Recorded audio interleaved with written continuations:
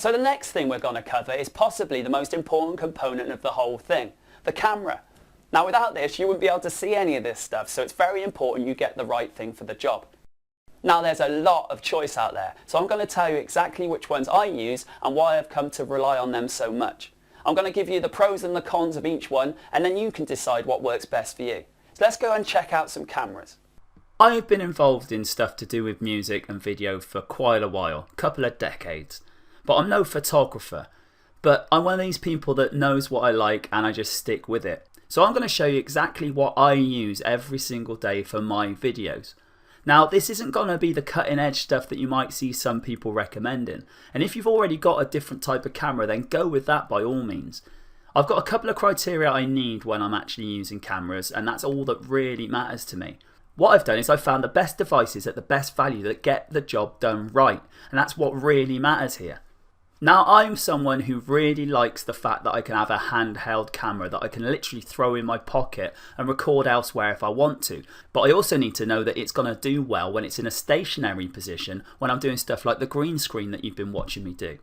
Now my number one go-to camera is actually an older model, but you can still get hold of it and I recommend this wholeheartedly, and that's the Kodak ZI-8.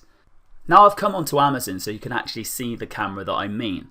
Now this is the Kodak ZI-8, and as you can see it's actually got 1080p HD, which is a really high quality. Now this is fantastic when you're doing filming because it means you can get really clear, sharp images. It's especially good for the green screen part because when it comes to cutting out different images it means that the edges are nice and clear and sharp.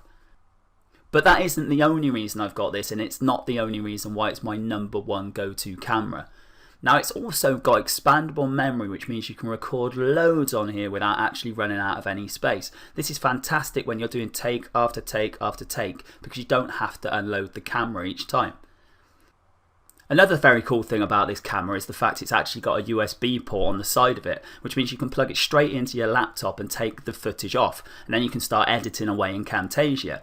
This makes it really easy so you don't have to worry about any sort of gadgets and leads and things in order to get it onto the computer.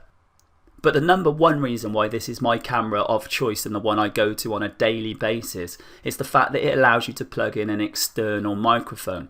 Now this is pretty much unheard of at this price level of camera. Normally you have to go to a much higher range before you can do this, but it makes a heck of a difference when you've got an external microphone so that you can actually hear the voice and see the image as clear as possible.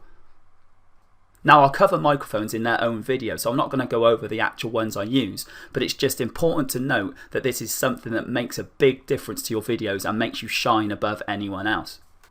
Now I'll let you into another little secret. The very ZI-8 that I've been recording all these videos on was actually bought second hand. That's right, I saved even more money by going and getting it from one of these second hand shops.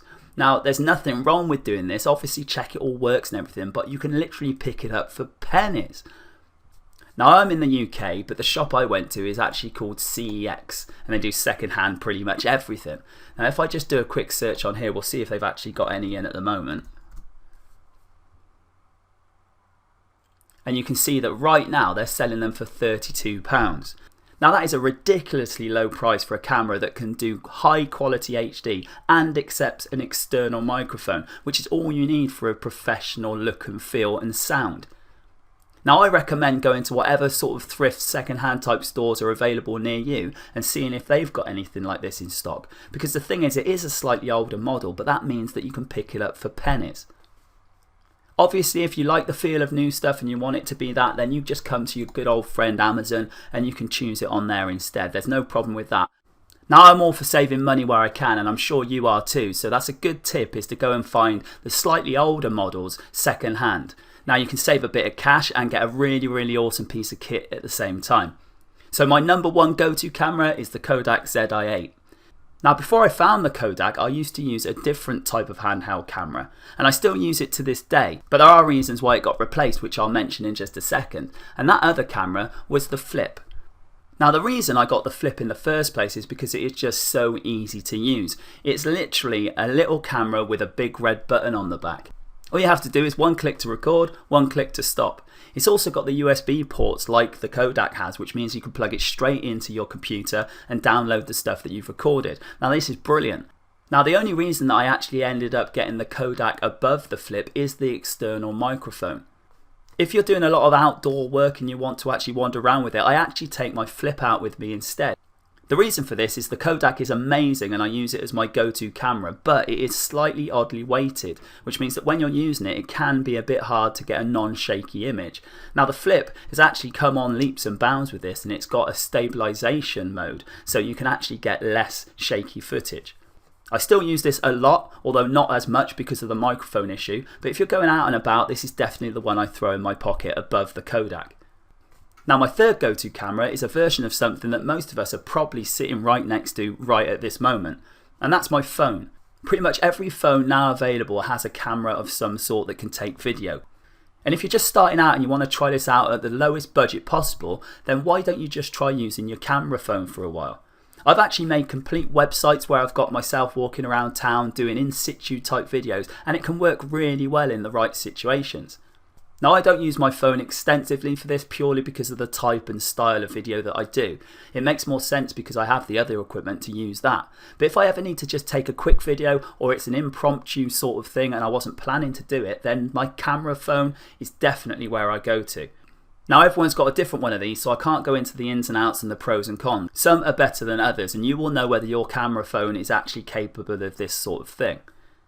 But I can pretty much guarantee that most of you have got this already available, so it means you don't have to spend a penny, but you can get started with this whole thing. So those are the three cameras that I go to on a pretty regular basis. In order of my personal preferences, the Kodak ZI-8 wins out because it's got some fantastic HD quality, it's got an external microphone port, and it's just very, very good at recording. The next one I go to is my Flip because I can throw that in my pocket. It's very robust. It's got a stabilization mode, which means that it's not as shaky as the other one can be when it's out and about, and it's just pretty tough as well, and it's so easy, you just press the button and press it again to stop recording. And then the third one I go to is the camera on my phone if I want a quite impromptu and off the wall sort of video. So I'm sure you've got at least one of those options in your mind that's going to fit you now, and don't forget, search around for those slightly older models if you want to save some money. Like I said, I'm no photography expert, and I'm sure some of you have got better cameras than any of these are, but these do the job that you've been looking at, and I think you'll agree they come out pretty good.